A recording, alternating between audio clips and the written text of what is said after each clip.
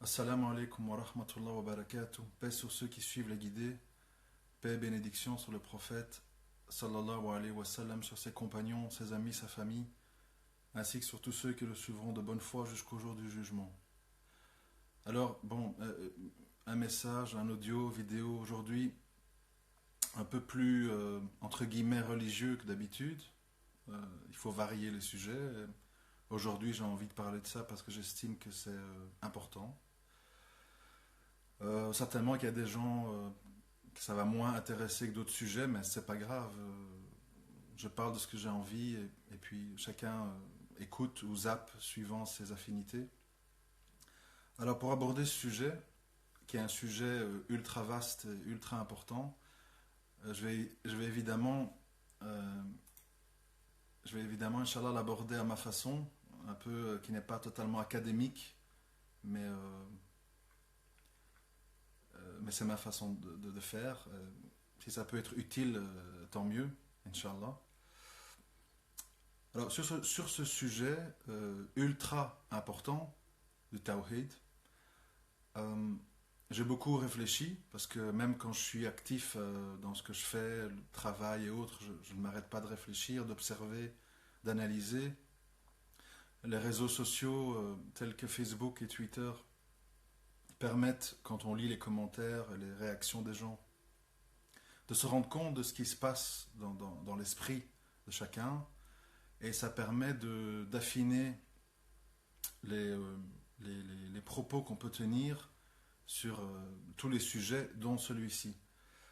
Alors selon moi, selon ma compréhension des choses, ce sujet, bien sûr, quand on en parle, tout le monde dit oui, l'islam est venu pour ça, pour rappeler l'importance de l'unicité divine. Je vous rappelle le mot que le compagnon Bilal répétait sans cesse quand il avait la pierre qui l'étouffait, quand il était torturé. Il disait Wahid, Wahid, il est le seul, c'est le seul, etc. Ça veut dire que c'est vraiment la fondation idéologique des premiers musulmans et donc la fondation de toute croyance saine quand on se dit musulman. Alors, selon moi, tout part d'un malentendu quand on parle de ce sujet, un malentendu qui repose sur deux points. Le premier point, euh, c'est l'incompréhension des musulmans et des non-musulmans, bien sûr, encore pire, malheureusement, c'est l'incompréhension de notre raison de notre passage sur Terre. Pour beaucoup de gens, musulmans y compris, nous sommes là, et je le dis sans me moquer, je le dis sans rabaisser, c'est pas le but. Le but c'est de nous améliorer tout un chacun, Inch'Allah. L'incompréhension c'est un, pour beaucoup de gens, nous sommes là pour survivre. On doit survivre, on doit faire de l'argent, on doit acheter des biens, on doit en gros prendre toute une série de mesures et de choix et de directions de vie dans le but de survivre. Et donc, évidemment, ça veut dire que comme il faut survivre à tout prix, c'est un petit peu un comportement animalesque, le fait de vouloir survivre. Dans le sens que euh, les animaux, quand on les observe dans les documentaires, c'est la lutte quotidienne pour survivre, trouver à manger, nourrir ses petits, etc. Et beaucoup d'êtres humains qui pensent sans doute qui sont des animaux euh, adoptent cette ligne de conduite et font des choix de vie basés sur que dois-je faire dans ma vie pour survivre, moi et ma famille. Et évidemment, pour survivre, ça veut dire faire privilégier la sécurité, l'argent, etc., etc. C'est le premier malentendu. L'objectif, l'objectif de notre vie ici-bas. Nous pensons que nous sommes des animaux qui devons survivre à tout prix. Alors qu'on sait tous que tôt ou tard, dans un accident, après un cancer, on va mourir tôt ou tard, même bébé, sous des bombes en Syrie, ou de vieillesse dans notre lit, mais on va mourir. On va tous mourir. Mais malgré qu'on sait, enfin, on refuse l'idée, on n'aime pas en parler, mais malgré qu'on sait qu'on va mourir, on veut quand même se battre pour survivre le plus longtemps possible, dans les meilleures conditions possibles. Et ça, c'est un choix très animal, pas très humain et pas très croyant, mais compréhensible, on peut comprendre. Deuxième malentendu, qui se rajoute au premier, ou qui remplace le premier, ça dépend des gens, c'est l'opinion des autres. C'est-à-dire que la centrale des décisions qu'on prend, des propos qu'on tient, des attitudes qu'on adopte, vise dans un premier, en tout premier lieu à se dire que vont penser les autres de moi, ma famille, mes voisins, la police, etc., etc. Et quand vous combinez les deux, donc la volonté de survivre à tout prix, plus le souci du qu'en dira-t-on, on va l'appeler comme ça, inévitablement, même si vous priez, même si vous faites le ramadan, même si vous faites le hajj à 6 000 euros, etc., on passe à côté de l'essentiel. Parce que je rappelle encore et encore, pour la plupart d'entre vous, c'est du connu, bien sûr, Allah Azzawajal, il dit qu'il peut pardonner à qui il veut, mais le seul péché qu'il ne pardonnera pas, c'est le shirk, donc l'association, le fait de lui associer. Alors là aussi, je suis toujours très étonné de voir des gens qui ne sont plus des ados, hein, qui sont quand même des adultes, consciemment ou pas, je ne sais pas, faire semblant de ne pas comprendre de quoi on parle quand on parle d'association. Les gens croient que nous sommes au temps de Nuh, où en fait, faire du shirk, ça signifie adorer des statues, idolâtrer des objets, je ne sais pas quoi. Évidemment, cette notion de shirk, elle doit être analysée en profondeur. Et quand on analyse en profondeur, on se rend compte que le fait d'associer à Allah est quelque chose de beaucoup plus pernicieux et beaucoup plus présent qu'on se l'imagine. Je donne des exemples parce que ça peut paraître abstrait. Quand dans son échelle de valeur, dans son échelle de jugement dans la vie, on prend avant le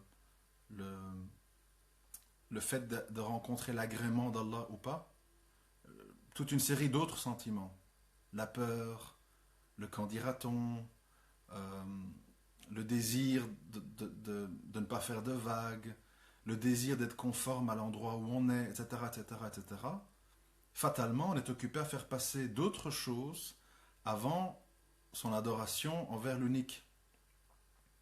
Et parfois, quand on parle de shirk, on adore sa propre personne, ses propres passions, qui deviennent en fait, sans qu'on s'en rende compte, parce que les musulmans sont tout à fait concernés par ça. On commence à vouloir en fait assembler nos penchants personnels, nos passions personnelles avec une appartenance religieuse, en oubliant la centrale qui est: est-ce que dans ma vie, mes choix, mes paroles, mes attitudes, ma façon de m'exprimer, de me présenter aux autres, est-ce qu'elle est en tout premier lieu un désir de plaire à Allah, puisque c'est lui seul que j'adore.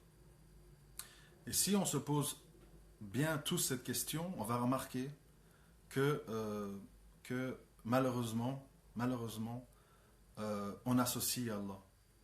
Et on n'est plus du tout dans l'histoire des statues, puisque je vous dis qu'il y a beaucoup de musulmans qui prient, qui font le hajj, le ramadan, mais qui considèrent que les lois des hommes sont supérieures aux lois d'Allah, qui considèrent que la démocratie est un meilleur système que le système de la charia, etc., etc. Enfin, on ne va pas s'étaler là-dessus parce que vous voyez ce que je veux dire.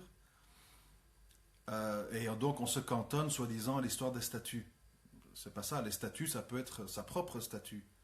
Combien de gens dans les réseaux sociaux qui sont là pour ça, pour se mettre en valeur, on monte son image, on monte sa barbe, Malheureusement, je ne le dis pas avec plaisir parce que tout ça m'attriste beaucoup, mais bon, il faut le dire quand même. Beaucoup de gens, même sont partis à l'étranger, sont partis dans des territoires de guerre, ont adopté, je me rappelle à l'époque, des attitudes qui étaient quelque part une espèce de contentement de l'ego, de l'image, ou le désir d'avoir l'air d'un héros, etc., etc. C'est très vicieux le shirk, c'est très vicieux le fait de ne pas faire passer Allah avant tout. Euh, Évidemment, le piège, puisque c'est la centrale de tout, les pièges sont nombreux. Moi, comme vous, sans doute, on a longtemps, très longtemps, été baladé, on a été euh, trompé, on va l'appeler comme ça, par des gens qui ont peut-être cru bien faire, ça je donne le bénéfice du doute, qui nous ont en fait baladés dans des sujets périphériques et secondaires. Euh, et de nouveau, quand je le dis pas pour me moquer, je le dis pas pour dire c'est pas important, pour le dire que ce sont des choses secondaires, mais qui ont pris un rôle primordial dans les sujets de discussion et de préoccupation des musulmans.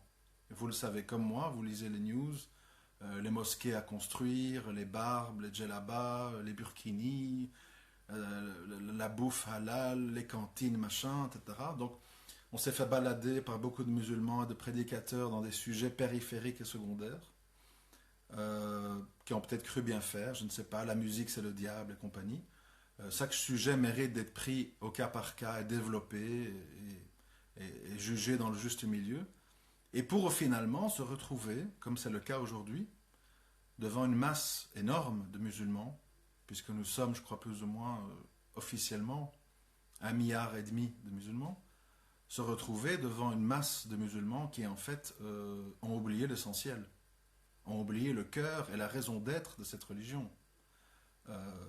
L'islam n'est pas venu pour être une coutume et des habitudes de vie qui se rajoutent à celles des autres. Et alors on voit des propos complètement grotesques qui visent à dire finalement on est tous les mêmes, les juifs font comme ça, les chrétiens font comme ça, nous on fait comme ça, on s'aime tous, chacun sa religion, chacun chez soi et tout va bien. Et je ne condamne plus le blâmable et je ne condamne plus le shirk. Et chacun pour soi et Dieu pour tous. Moi j'ai été éduqué dans l'islam, les ablutions, le ramadan, la prière. Toi tu as été habitué à la Vierge Marie, au chapelet, à la messe le dimanche. C'est très bien, c'est très joli, on est tous les mêmes, on s'aime, bisounours, humanisme, et en avant vogue la galère. Évidemment, c'est dramatique parce qu'en fait, quand on dit poliment, gentiment, respectueusement, comme j'essaye de le faire, que non, non, toutes les religions ne se valent pas, non, il y a une vérité, que on rappelle pourquoi on a adhéré à l'islam, quelle est la différence de l'islam par rapport aux autres religions et pourquoi dans notre religion Allah permet ou ne permet pas ceci et nous demande ceci et pas cela, etc. On peut évidemment pas tenir ce discours quand on dit aux gens nous sommes tous les mêmes, on ira tous au paradis, chacun ses habitudes, RIP, repose in peace, et reste ce que tu es, je te respecte, etc. Dire ça, évidemment, pour moi, c'est dramatique parce qu'en fait, ça veut dire quoi? Ça veut dire que soi-même, on ne croit pas à sa vérité, puisqu'on la met sur un pied d'égalité avec les autres. Et en plus, on laisse les gens dans leur égarement en leur laissant penser que finalement, leur façon de croire et leur espérance d'accéder au paradis en croyant comme ça ne pose pas un problème. C'est évidemment extrêmement grave. Et évidemment, quand on dit ça, on est directement catalogué, étiqueté, extrémiste, islamiste, barbare, intolérant, enfin toute la panoplie de mots qui sert à secouer les gens. Et on ne va jamais dans un discours constructif, vrai, et franc et honnête. Alors évidemment, entre les gens qui nous baladent sur des sujets secondaires, entre les gens qui veulent en fait avant tout, c'est ça quand je vous parle de priorité, il y a des gens pour qui la priorité absolue,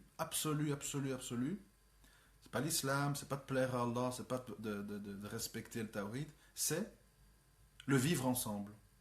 Nous devons à tout prix vivre ensemble, entre le Père Noël, Halloween, Justin Bieber, Allah, le prophète sallam, Jésus, Tout ça, et on doit tous vivre ensemble là-dedans, ne pas se juger, ne pas dire c'est pas bien. On peut plus dire c'est pas bien. Ah non, non, tu peux plus dire c'est pas bien. Respecte les autres pour qu'ils te respectent. Je veux bien qu'on soit poli. J'ai pas dit qu'il faut commencer, comme certains frères le font malheureusement, à insulter, à rabaisser, à se moquer. C'est pas positif, bien sûr, de faire ça. Mais, il faut continuellement, jusqu'à notre dernier soupir, taper sur les mêmes clous pour dire aux gens, que ce soit votre frère, votre père, votre fils, peu importe, qu'est-ce que le bien, qu'est-ce que le mal, qu'est-ce qui est agréé par Allah ou pas. Et ça ne signifie pas qu'on est intolérant ou qu'on ne sait pas vivre avec les autres. C'est simplement que justement, il faut le prendre autrement. Vraiment aimer les autres, vraiment leur vouloir leur bien, même s'ils sont dans un égarement profond, reggae, shit, machin, c'est avec amour, avec compassion, avec espoir d'une réforme, continuellement leur rappeler quel est le chemin. Quel est le chemin lumineux et unique qui mène vers le succès.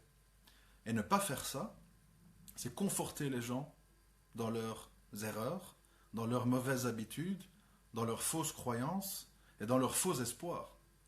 Parce que quand on lit tous ces gens à chaque décès de quelqu'un de connu, repose in peace, ces gens pensent sincèrement que quoi que tu fasses, quoi que tu dises, quoi que tu crois, tu reposeras en paix. Ça veut dire qu'ils n'ont pas conscience de leurs erreurs, de leurs comment je vais dire, de leurs mauvais choix qu'ils ont faits, parce qu'autour d'eux, il n'y a personne qui a osé leur dire, avec respect, avec retenue.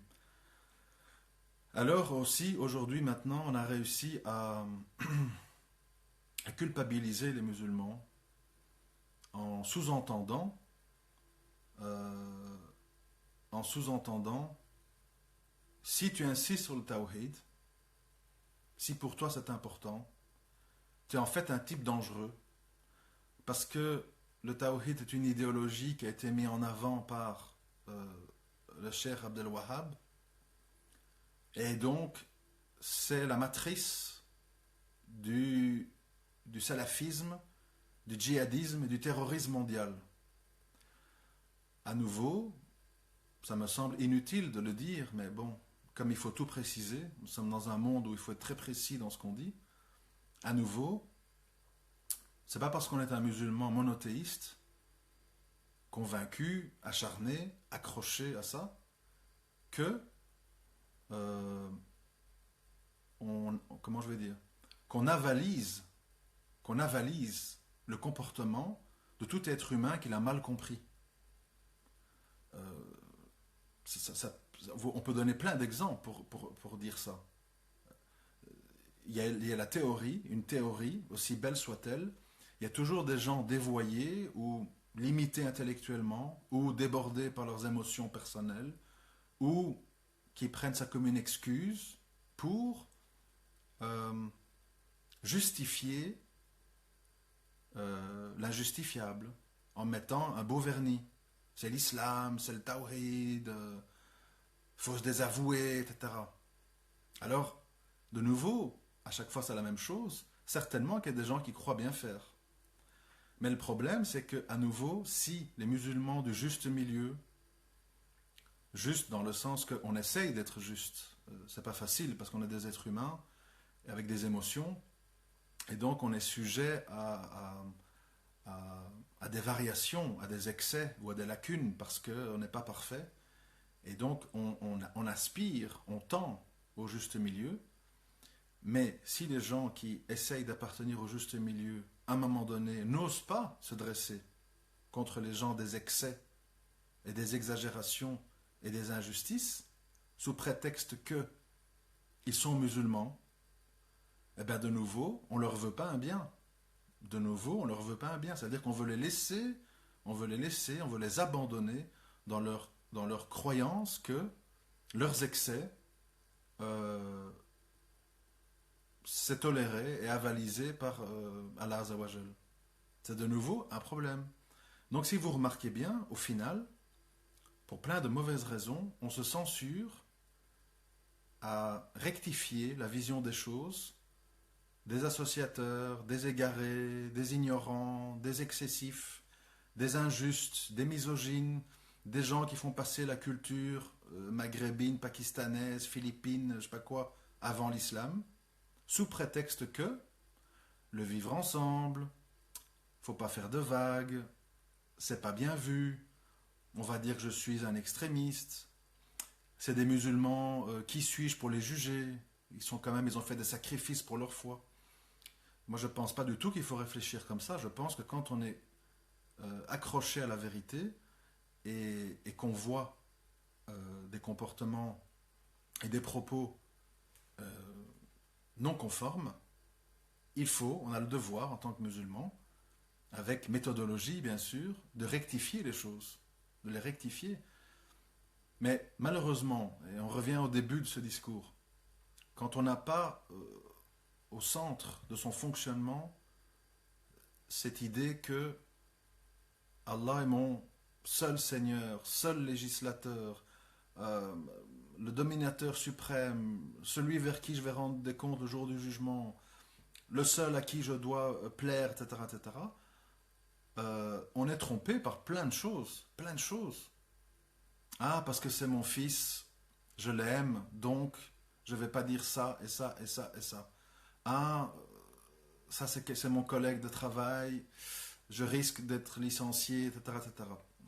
Et les exemples sont à l'infini. Hein. Ma mère, quand même, la pauvre, elle est ignorante. Si je dis ça, ça se fait pas.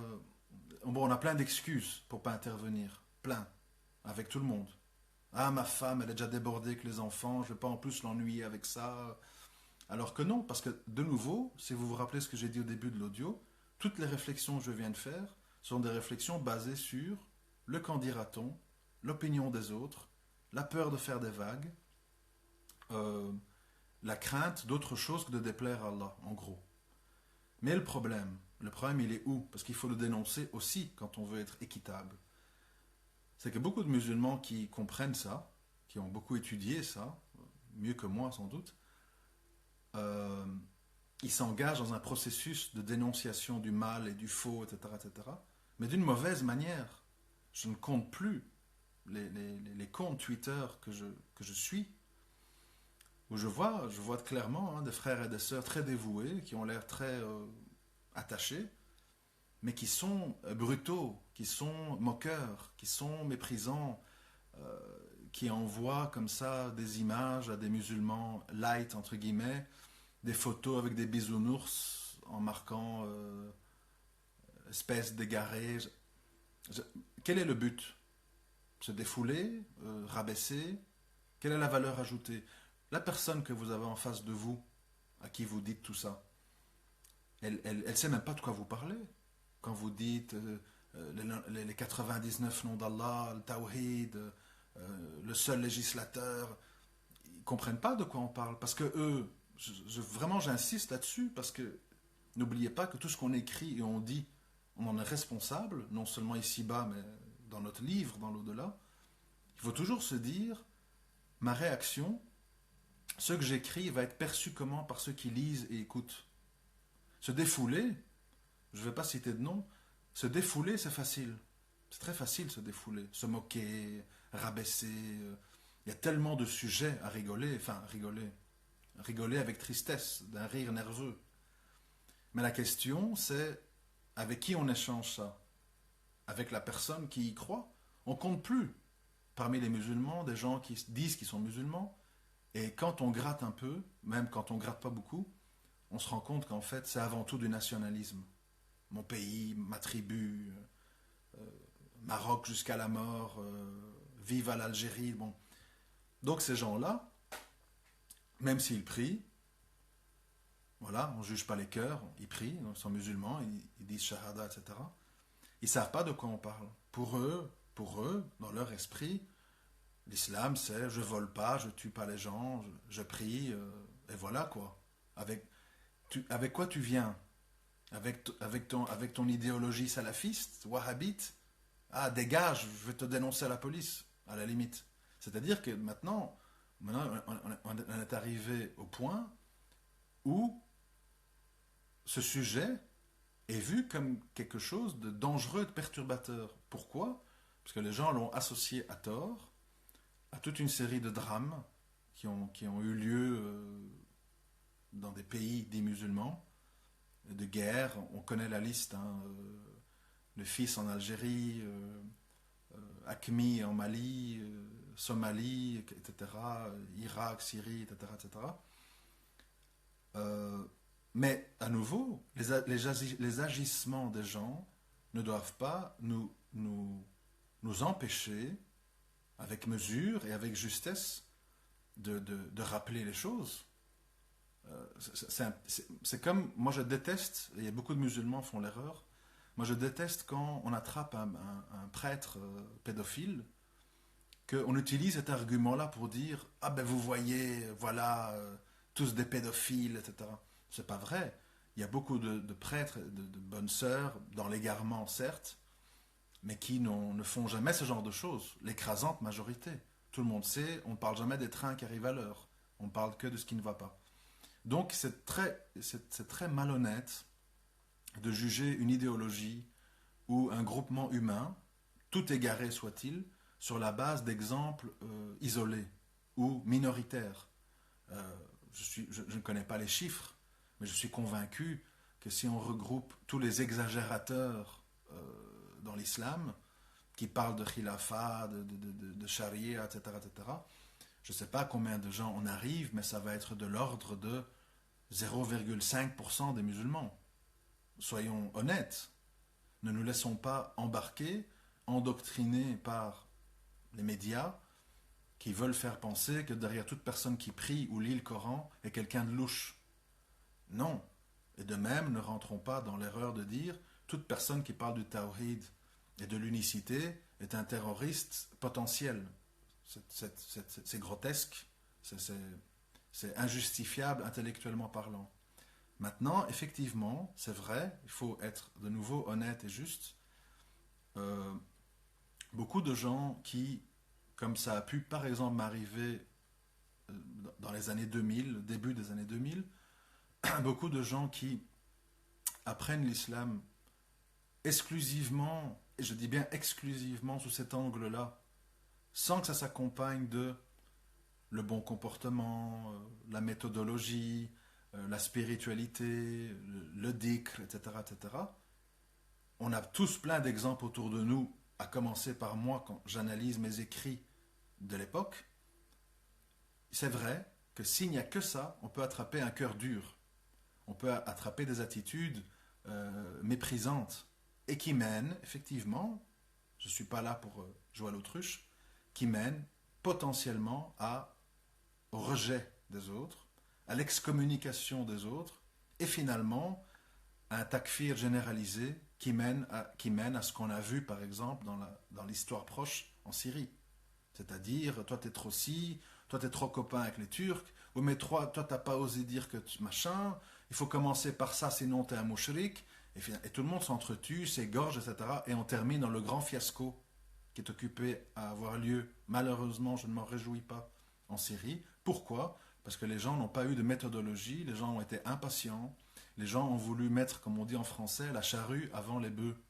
C'est-à-dire qu'on a voulu faire passer une population illettrés, tout commerçants et sympathiques qui sont. Je ne suis pas là pour rabaisser, de nouveau, je ne le dis pas en jouissant. On a voulu faire passer une population illettrée, imbibée de nationalisme, de panarabisme, de socialisme, transmis par tous ces gens, Saddam Hussein, Bachar el-Assad et compagnie. On a voulu les faire passer en un claquement de doigts dans de parfaits monothéistes qui font plus de péché, qui font pas d'erreurs, etc.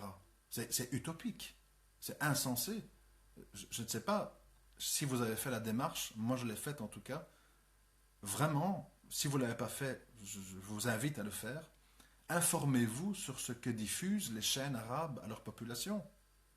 Vous allez comprendre. Qu'est-ce qu'ils voient à la télévision algérienne, marocaine, tunisienne, syrienne, irakienne? Regardez qu'est-ce que ces gens voient à la télé. Tout le monde sait qu'on est dans le monde de l'image aujourd'hui. De moins en moins de gens lisent. C'est comme ça sert à rien de pleurer. Ah, c'était mieux avant. Bon, c'est comme ça. On est dans le monde de l'image, de l'internet, des vidéos, de YouTube. des streamings et compagnie. Et quand vous voyez ce que le monde arabe voit et de quoi ils se nourrissent au quotidien, depuis enfant, ben vous comprenez pourquoi on en est là. Alors, le constat, c'est important de le faire, parce qu'il faut comprendre le monde dans lequel on vit, sinon on fait des gaffes. Mais une fois qu'on a compris, il faut bien sûr, se dresser contre ça et combattre ça avec bonne attitude et bon comportement. Mais il faut être très patient. Il faut être très patient et très tolérant, pas une tolérance faiblarde ou peureuse ou hypocrite, comme malheureusement beaucoup de gens font maintenant, mais une tolérance basée sur je veux arriver à un résultat dans ma prêche ou dans ma volonté de construire un État islamique. Et pour arriver à un résultat, je, je, je me dois de tenir compte de la réalité. Bien sûr, le nationalisme et les frontières, etc., c'est une abomination qui a fait plein de dégâts. Mais le fait est, je le déplore, je m'en attriste, mais le fait est, c'est que les Algériens, les Marocains, le Sahara occidental, on s'entretue, on se crache dessus par coups de messages interposés. Les Syriens méprisent les Irakiens méprisent les Syriens. Et donc en fait, cette notion d'appartenance nationale est devenue une réalité.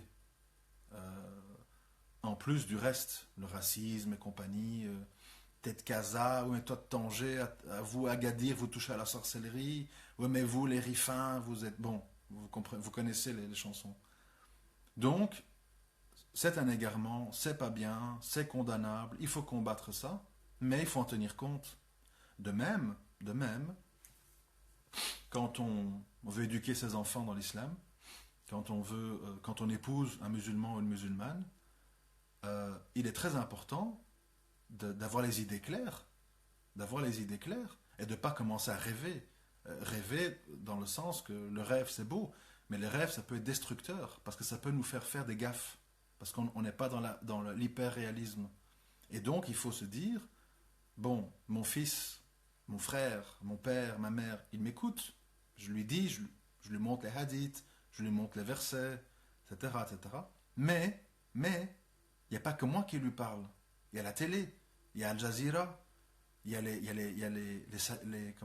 les savants du palais, il y a l'imam du quartier. Et ces gens ne parlent pas comme moi. Ces gens leur disent autre chose. Ils leur disent, va voter, fais riba, respecte ceci, et machin, etc. Ils ont d'autres sources d'attaque. Et les feuilletons, et les séries, et les chansons, et les rappeurs, etc. Et les copains en bas de la tour. Donc, je ne suis pas le seul à m'adresser à lui. Ou à elle, peu importe. Il y a toute une série de gens sous divers canaux qui s'adressent à cette personne. Et donc, elle est confuse. Regardez aujourd'hui notre situation. On écoute tel savant, et puis l'autre, et puis Imran Hussein qui dit ça, et puis l'imam du quartier qui dit autre chose, et puis Al Jazeera qui dit autre chose, et puis notre ami d'enfance, truc, qui dit encore autre chose, puis l'autre qui dit la secte Qadriya, machin, etc. C'est bien, c'est mal. Les gens sont bombardés psychologiquement de signaux, comment on appelle ça, qui sont en opposition les uns aux autres. Et donc ils sont confus. Ils sont confus. Souvent on est là et on dit la Oumma est paralysée, regarde ce qui se passe, les musulmans sont le cœur mort, ils s'en foutent des Rohingyas, de la Syrie, ils sont là, tout ce qu'ils pensent, à économiser leurs 5000 euros pour faire leur Hajj, on a une communauté d'individualistes, etc. C'est vrai, c'est la vérité, c'est la pure vérité. Mais, comment on en est arrivé là? Comment ça a été possible? Parce que tout le monde a fait son boulot? Est-ce que les parents ont fait leur travail? Est-ce que les imams ont fait leur travail? Est-ce qu'on a fait lire les bons livres au bon moment aux gens? Vous croyez, franchement mes frères et sœurs, vous croyez que si on prend un gars en prison, qui est remonté comme un coucou, contre la société, la France, saloperie, machin, et que vous lui parlez que du désaveu, que du takfir, que du djihad. Qu'est-ce que vous pensez qui va sortir de là? Évidemment que c'est une bombe à retardement. C'est normal. C'est c'est programmé à l'avance. C'est inévitable. Donc, le problème, il est multiple. Et alors évidemment, quand on se contente de dire notre perdition, elle est liée à notre vie chez les mécréants, moi je ne suis pas d'accord avec ça, parce que si c'était vrai, on n'aurait que des monothéistes vertueux dans le monde arabe. En Libye, en Égypte, en Tunisie, etc. Et qu'est-ce qu'on voit dans ces pays-là?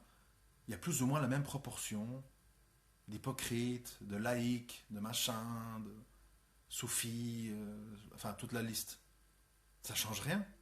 Ça change rien. Pourquoi?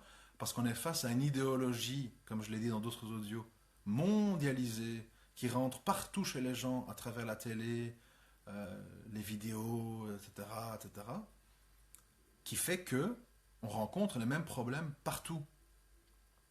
Sauf si notre objectif, notre idéal islamique, c'est mon niqab, ma barbe et l'appel à la prière.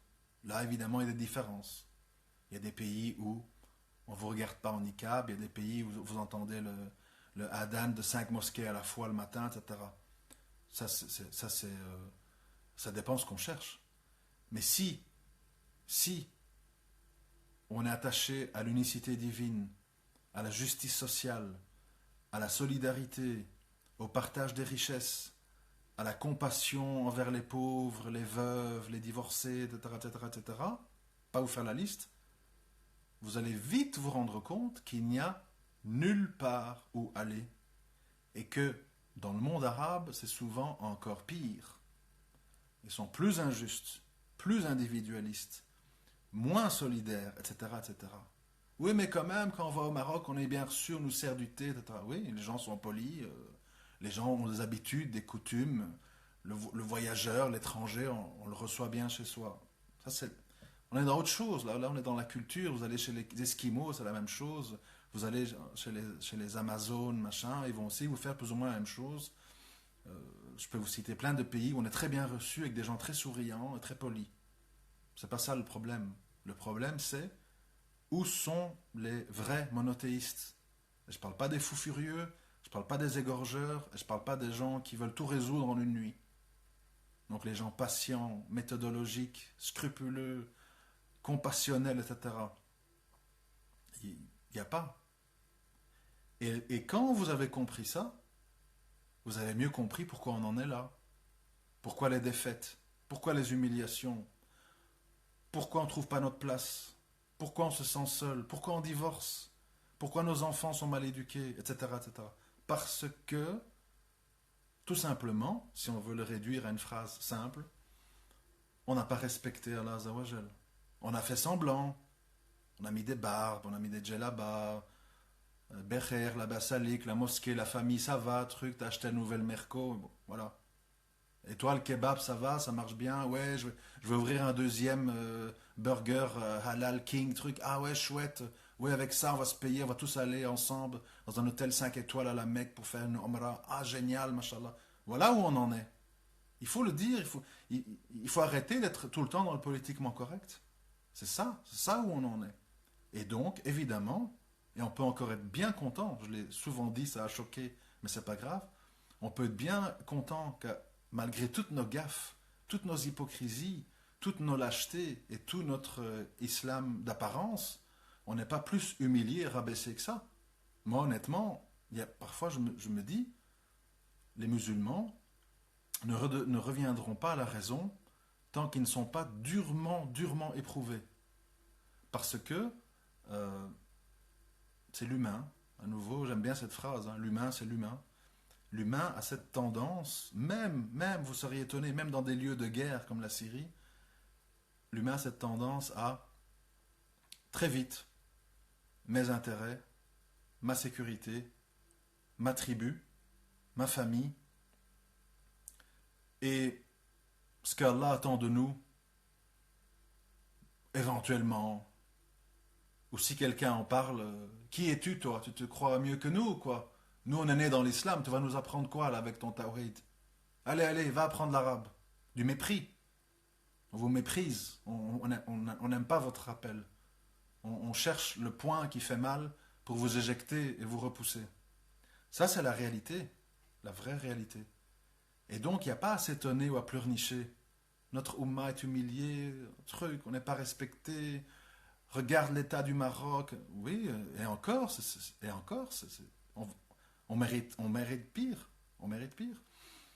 Et voilà pourquoi, pour revenir maintenant à quelque chose de moins émotionnel, voilà pourquoi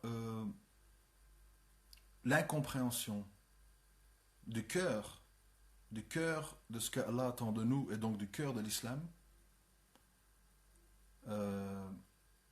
nous amène à cette situation. Mais alors que faire? C'est ça la question. Que faire entre les gens, je parle des musulmans maintenant, entre les musulmans peureux, entre les musulmans lâches, entre les musulmans lunatiques? Je ne compte plus, je vous jure, je ne compte plus, et Allah est témoin que je ne m'en réjouis pas. Le nombre de frères et de sœurs, il y a 10-15 ans, qui étaient là, djellaba, grande barbe, regard accusateur,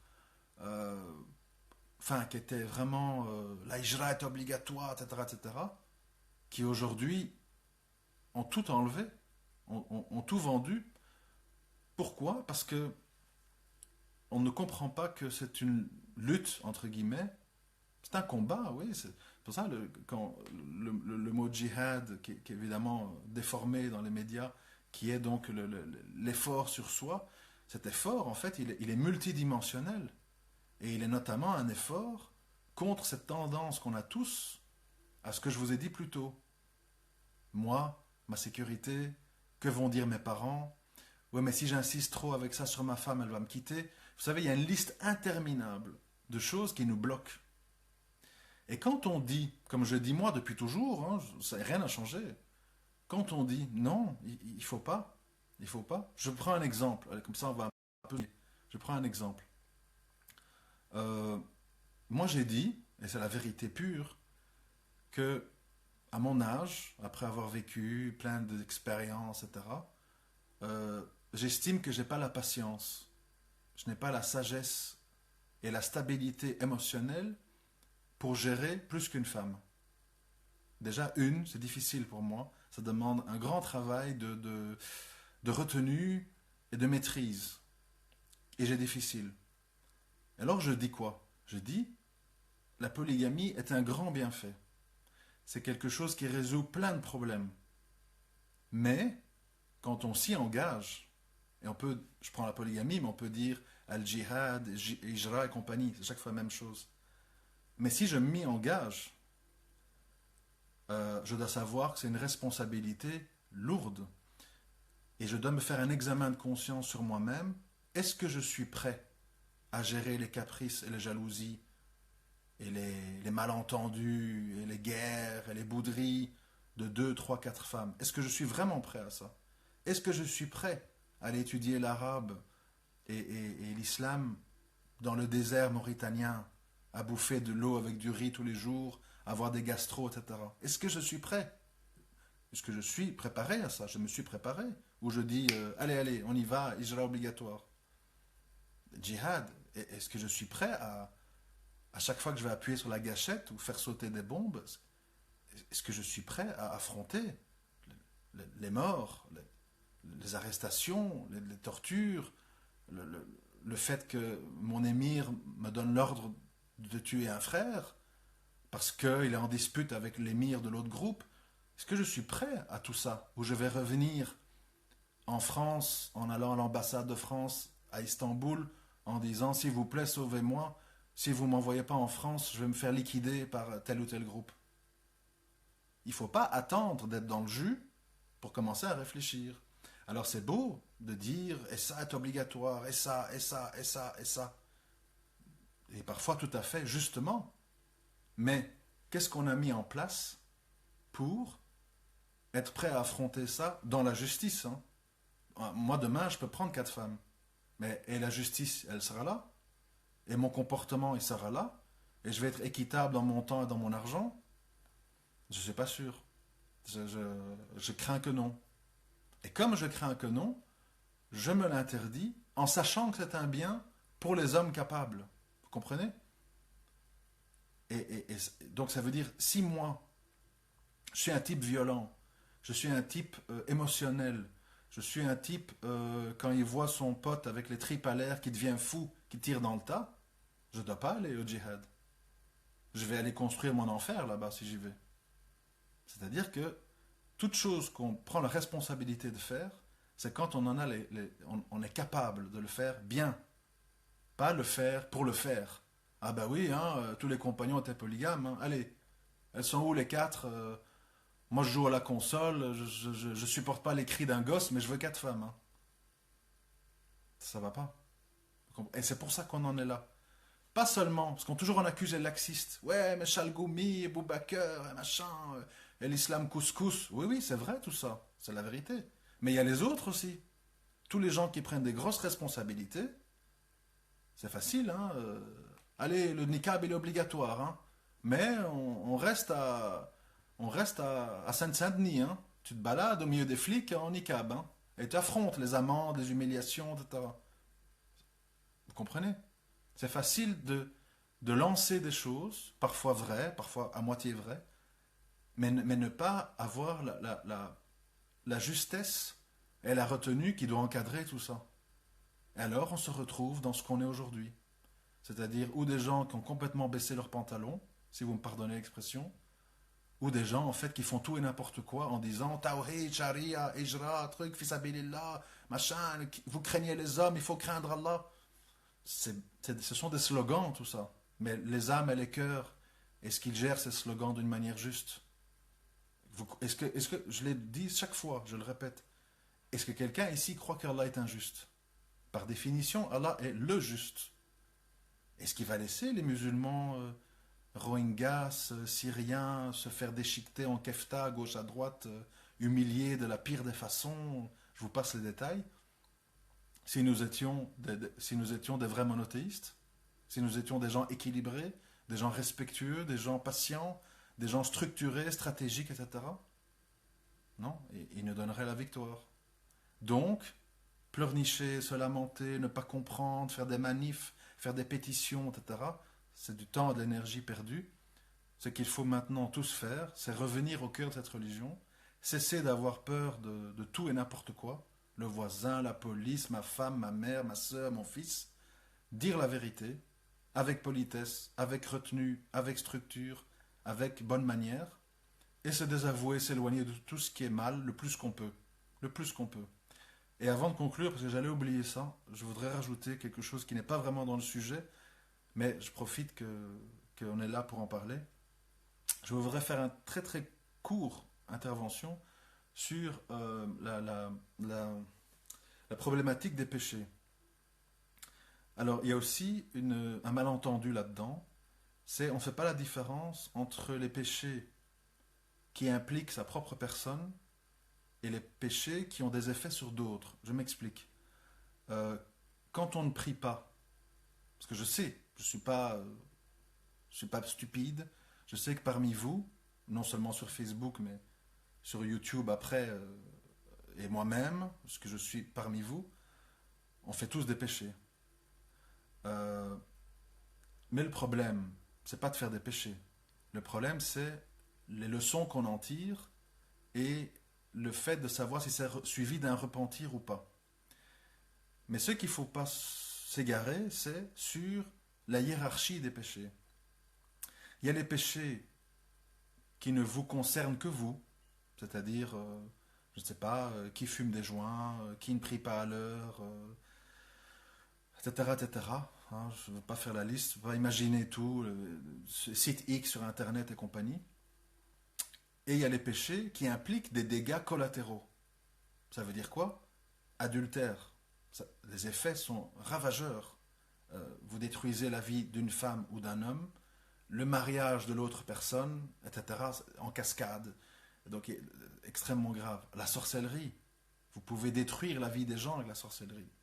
Et c'est vrai que de plus en plus, j'ai beaucoup délaissé ça, qu'Allah me pardonne, c'est la vérité. Je n'ai pas mesuré assez. parce que je suis européen, donc je suis un peu cartésien, mais voilà, bref, c'est une erreur. Je n'ai pas assez mesuré la problématique du mauvais œil et de la sorcellerie dans la communauté musulmane. Je pense vraiment que beaucoup d'entre nous ne font pas ce qu'on appelle du dhikr, des rokia, des retraites spirituelles, etc., etc., pour se protéger. N'oubliez pas, mes frères et sœurs, que dans le monde dans lequel on vit aujourd'hui, qui n'a rien à voir en termes de dangerosité avec le monde à l'époque des Sahaba. Aujourd'hui, les tentations et les pistes d'égarement sont innombrables. Et donc, plus que jamais, en effet, je l'avoue, je le reconnais, plus que jamais, il faut adopter dans son programme de vie un temps consacré à l'autodéfense. L'autodéfense contre... bon, vous voyez tout ce que je veux dire, toutes les agressions visuelles, sonores, les gens, je veux dire, aujourd'hui, par exemple, ce n'était pas le cas avant. Aujourd'hui, beaucoup de gens sur Facebook s'affichent leurs photos, etc., comme moi maintenant, la vidéo, etc. Et donc, on ramasse toute une série de choses. Des gens qui vous envient, des gens qui vous jalousent, des gens qui vous maudissent, des gens qui vous veulent du mal, des gens qui n'acceptent pas que vous ayez un bienfait, etc. Avant, chacun était un petit peu dans son microcosmos et souffrait de ça au niveau de son entourage direct. Maintenant, avec le monde mondialisé et ouvert, quand on s'affiche un temps soit peu, on ramasse toute une série de bombardements négatifs. Et donc, le musulman ne doit pas être arrogant et négligent. Il faut comprendre qu'il faut se purifier, il faut se nettoyer de tout ça, parce que sinon, malheureusement, on devient une victime et on vit des situations qu'on ne comprend pas. Pourquoi je suis comme ça? Pourquoi il m'arrive ça? Pourquoi telle personne, je lui dis blanc et comprend noir? Moi, ça m'est arrivé un nombre incalculable de fois, et je crois que je m'exprime plus ou moins bien, j'articule bien, de dire à des gens des propos très cohérents, très courts, et la personne me dit qu'est-ce qu'elle a compris. Et je dis, mais c'est pas possible. Et c'est avec le temps que j'ai compris, il y a des choses parfois surnaturelles qui se passent, qui font que vos propos sont mal compris. L'âme qui vous écoute est déformée pour toute une série de raisons. Et donc, ce que je voulais dire par rapport à ça, c'est que le prophète sallam, dans son dernier discours, il a dit Shaitan, il a désespéré de vous égarer par les grands péchés, puisqu'on est censé ne plus associer à Allah, etc., etc. Mais il va vous tenter par les petits qui mènent aux grands. Effectivement, aujourd'hui, en plus d'avoir le mauvais œil, d'avoir la sorcellerie, etc., etc., on a une accumulation de lacunes, de péchés, de manquements, qui font que, de négligence à négligence, de compromission en compromission, puisque pour moi, je suppose que c'est logique, tomber dans un espèce de shirk mineur ou caché est un des plus graves péchés, donc on peut l'inclure dans les péchés. Toute cette accumulation mène à ce que des musulmans deviennent complètement désaxés. Et c'est ce qu'on voit, je ne vais pas citer de nom, mais quand même, le cas est tragique, j'en ai parlé dans ma dernière vidéo qui va être publiée ce soir sur YouTube. Le cas Ahmed Moualek est terrible parce qu'en fait, on se rend compte que ce personnage est dans l'état dans lequel il est parce qu'il est rempli de ressentiments, de frustration, de complexes, d'envie, de jalousie, d'envie de revanche, etc. Ce sont des sentiments qui n'amènent pas vers un bien et vers la justice. C'est pour ça que je le dis, notamment à un frère qui est là à l'écoute, puisque je vois qu'il écrit, je dis attention de ne pas focaliser sur des sujets et de rentrer dans des espèces de névroses pathologiques, parce qu'à un moment donné, on n'est plus apte à avoir des jugements équilibrés. On juge tout sous le prisme de son trauma. Et là, on s'égare. On s'égare et on finit comme cette personne que j'ai citée, qui a fait dernièrement une vidéo où il s'est déguisé en niqab, en femme. Tout le monde sait qu'en islam c'est interdit, enfin bref.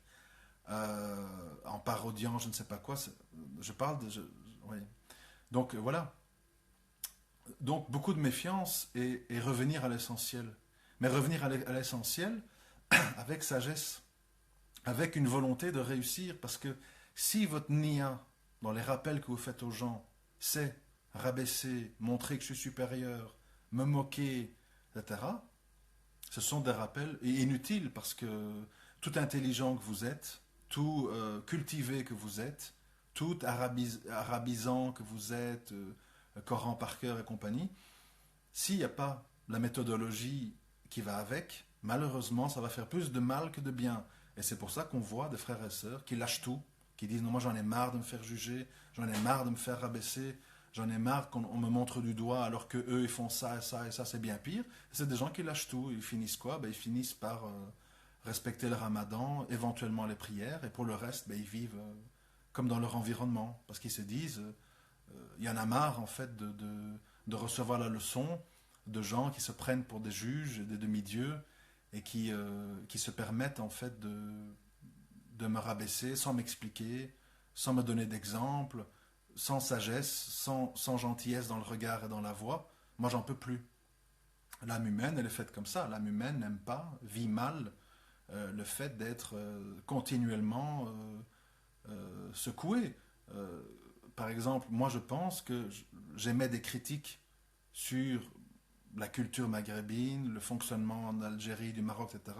Mais je fais sentir aux gens qu'ils vont retrouver leur valeur et leur luminosité s'ils reviennent vers Allah d'une façon correcte.